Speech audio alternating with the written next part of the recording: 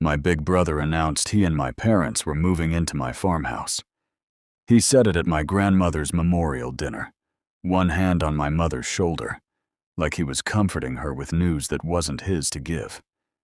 "It's what Grandma would have wanted," he said, "keeping the family together, under one roof."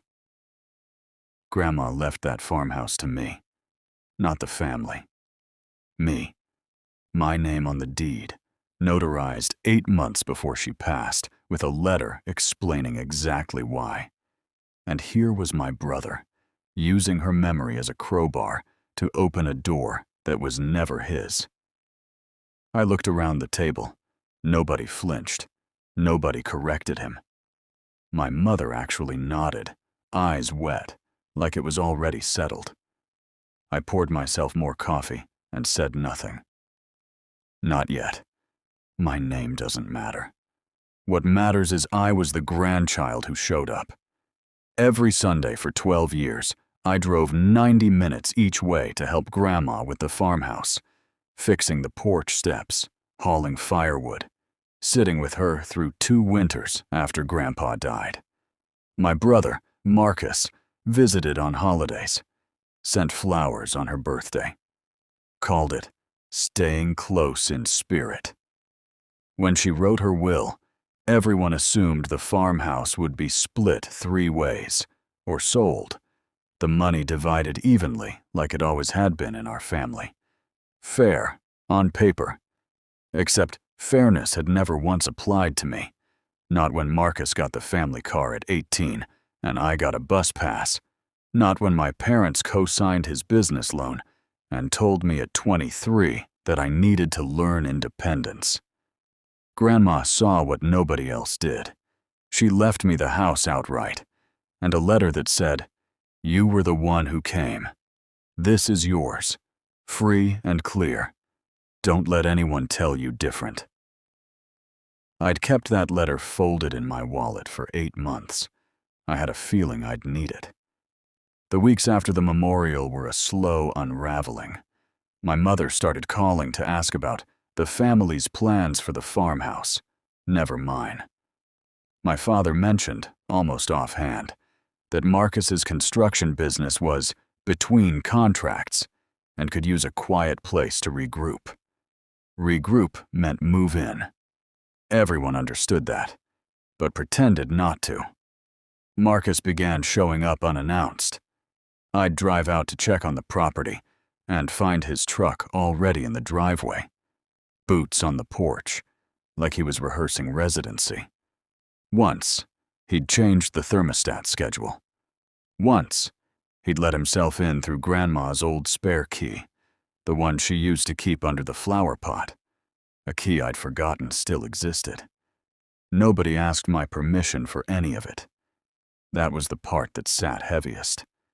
Not the audacity, but the assumption underneath it, that my ownership was a technicality, a formality that the family could simply talk its way around if they agreed among themselves loudly enough. I watched them build a version of my future without me in the room, and I said almost nothing. I was done arguing with people who'd already decided not to hear me. The call that changed things came on a Tuesday. My mother, cheerful, breezy. "We told the moving company Friday works. Marcus is bringing the equipment trailer too, just to store on the property for now." Friday. 4 days. Nobody had asked me a single question. I sat in my car in a grocery store parking lot for a long time after that call, engine off, hands on the wheel.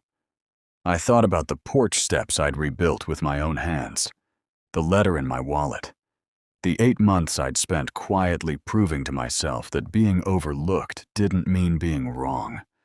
Something settled in me that afternoon. Not rage, something colder and more useful. Clarity. They wanted to move in Friday. Fine. I'd make sure Friday taught them something they'd remember for the rest of their lives. I called the estate attorney who'd handled Grandma's will, a meticulous man named Halloran, who'd warned me, gently, that this exact situation might happen. "You own it outright," he reminded me. No one has any legal claim. But if you want this handled cleanly, permanently, I'd suggest formalizing it before anyone sets foot inside. Within 2 days, we'd placed the farmhouse into a living trust with me as sole trustee and beneficiary, insulated from any future claims of informal family agreement or implied permission. He drew up a simple written notice, too, a formal, dated letter revoking any prior verbal access, effective immediately, citing property code, so there'd be no ambiguity later. I also called the farm's insurance provider. Liability policies don't cover unauthorized occupants, a detail most families never think about until something goes wrong. I requested written confirmation of exactly who was and wasn't a covered resident. One name. Mine. Then I did the quietest thing of all. I invited the whole family out to the farmhouse Friday morning, before the moving truck, for what I called one last coffee in Grandma's kitchen, together, before anything changes. Everyone said yes. Nobody suspected a thing. Friday morning they arrived to find the porch swept, coffee brewing, Grandma's old table set with her actual dishes, the ones Marcus always said he wanted. Someday, I let them settle in.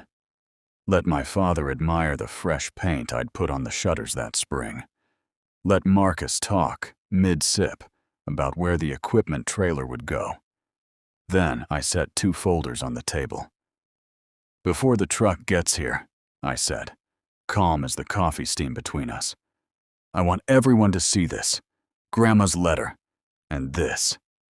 I slid the trust documents across. The farmhouse is in a protected trust now, sole trustee. There's no ambiguity left for anyone to work around. The kitchen went silent in a way I'd never heard it before. You can't just, Marcus started. I did, I said. Legally, cleanly, with an attorney who has copies of everything. I also called off the moving company this morning. There's nothing to unload here today. My mother's face did something complicated. Not anger exactly, something closer to recognition. Like she was finally doing the math on 12 years of Sundays versus a lifetime of holiday visits, and not liking the sum. I didn't raise my voice once. I didn't need to. The paper on the table did all the talking I'd swallowed for years. The drive home that night, Marcus called twice. I let both go to voicemail. The messages, when I finally listened, weren't angry. They were smaller than that, confused, a little ashamed. My father texted a single line a week later. We should have asked you first. That was wrong of us. It wasn't a full reckoning. Old patterns don't dissolve in a single Friday morning. But something shifted at the root of it. The unspoken family rule that my boundaries were negotiable, while everyone else's were fixed. That rule broke that day, quietly, permanently, without a single door slammed. Word got around the extended family, the way it always does. An aunt mentioned, almost admiringly, that I'd always been the sensible one. Sensible had never been a compliment before. Now it sounded like respect. If you've ever been the one who shows up while someone else gets the credit, you already know why this matters. Being taken for granted isn't really about the house, or the money, or the favor. It's about whether people believe your name counts for anything at all. I still spend Sundays at the farmhouse. Alone, mostly. Coffee on the porch Grandma loved. The shutters freshly painted. The quiet exactly the way she left it to me. Marcus visits now and then. He asks first. He knocks, even though I've never bothered locking the door on him again. Some doors don't need locks once people finally understand where the line is. I didn't need to scream, or cut anyone off, or win some dramatic argument at a family dinner. I only needed 2 folders, and a Friday morning to remind everyone whose name was on the deed, and whose respect had been earned the long, unglamorous way, one Sunday, one porch step, one winter at a time. Some inheritances aren't houses at all. They're the moment people finally learn to see you,